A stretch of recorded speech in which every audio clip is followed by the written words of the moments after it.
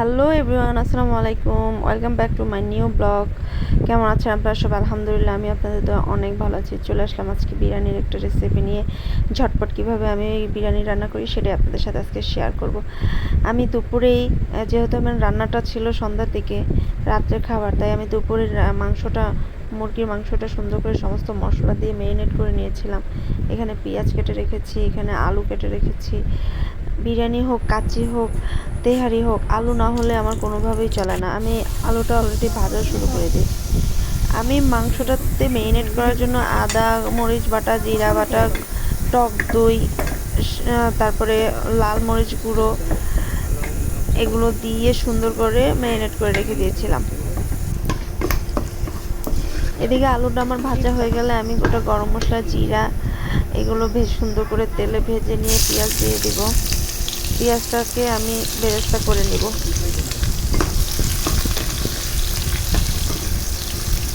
আসলে বিরিয়ানি রান্নাটা হঠাৎ করে প্ল্যান হয়ে গেছে, কারণ আমার আমার মেয়ে বাবার জন্মদিন ছিল। বাচ্চারা বলছিল যে আম্মু তুমি আমরা আমার বাবাকে কিছু গিফট করব। আমি বললাম তোমার বাবাকে কিছু গিফট করার দরকার নেই, সে এগুলো পছন্দ করে না। তো বাচ্চারা বললো যে ঠিক আছে, তাহলে আমার আব্বুর জন্য এমন কিছু রান্না করো যা আব্বু পছন্দ করে। তো যেই কথা সেই কাজ। দেখা গেল যে ওদের আব্বু বিরিয়ানি খেতে খুব পছন্দ করে, এই জন্য প্ল্যানিং করলাম যে বিরিয়ানিটাই রান্না করব। এদিকে মেয়েদের ব্যাংক থেকে জমানো টাকা দিয়ে দিল আমাকে যে আম্মু আমাদের টাকা দিয়ে তুমি আব্বুর জন্য বিরিয়ানি রান্না করে দাও। বলছি ঠিক আছে, তোমরা যখন দিতে চাচ্ছ তোমার আব্বুকে, ঠিক আছে, আমি না করব না।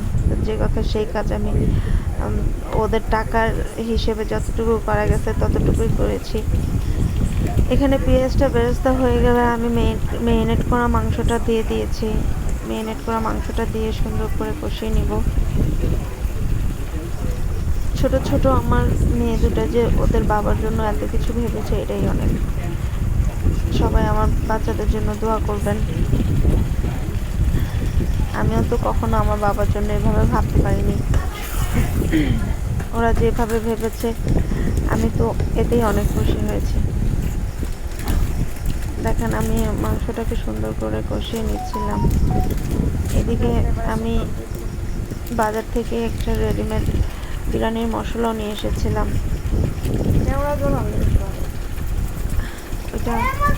ওটা খুঁজছিলাম, হাতের কাছে পাচ্ছিলাম না, তারপরে দেখলাম যে না, সামনেই ছিল। ওটা এখন সমস্তটুকু দিয়ে দিব। এখানে কারণ এখানে আমি প্রায় 1.5 কেজি মুরগির মাংস আর 1 কেজি চালের বিরিয়ানি রান্না করব, তাই একটা পুরো মশলাটা আমি দিয়ে দিলাম। মশলা দেওয়াতে খুব সুন্দর একটা কালারও চলে আসছে, দেখতেই খুব সুন্দর লাগছিল। আর মাংসটা ম্যারিনেট করাতে আরও বেশি সুন্দর লাগছিল, যে কালারটা, রান্নাটা দুটোই অনেক সুন্দর লাগছিল বেশি। আমি মাংসটা সুন্দর করে কষিয়ে এখন ঢাকনা দিয়ে দিব। মাংসটা সুন্দর করে কুক হয়ে গেলে অনেকটা পানি উঠে গেছে মাংস থেকে। আমি এক্সট্রা কোনো পানি অ্যাড করিনি, তাও এত পানি উঠে গেছে।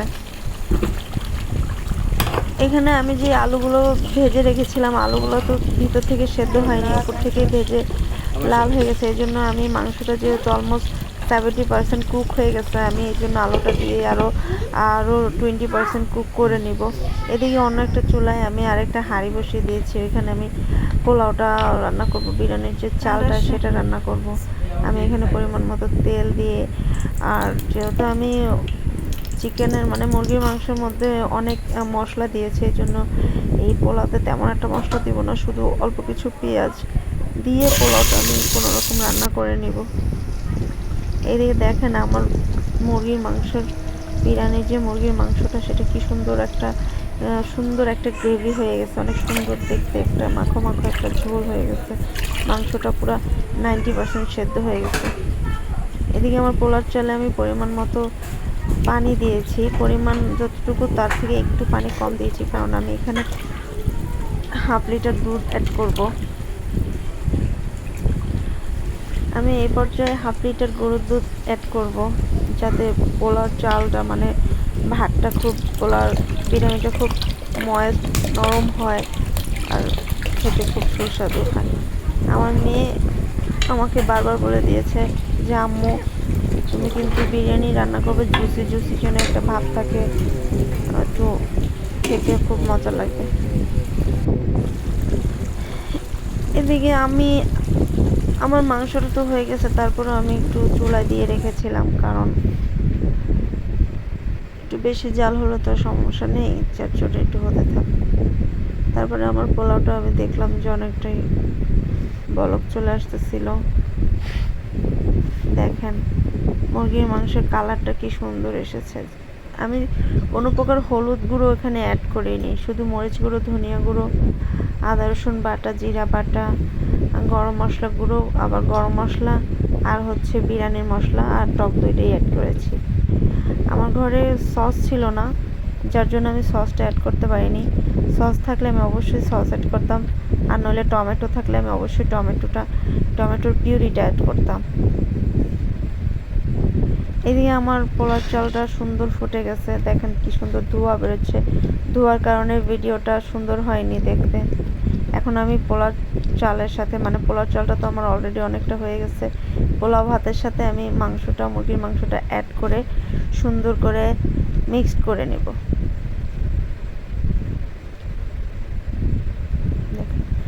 আমার যদিও আমি ননস্টিক হাঁড়িতে বসিয়েছিলাম, তারপরেও একটু নিচ দিয়ে একটু লেগে গিয়েছিল, ওটা বন্ধ ছিল না, তারপরে সমস্যা নেই, আমি আর ওটা দিলাম না। আমি সুন্দর করে এখন পোলাওর সাথে মুরগির মাংসটা মিক্সড করব। মিক্সড করা হয়ে গেলে আমি ঢাকনা দিয়ে দমে বসিয়ে দিব।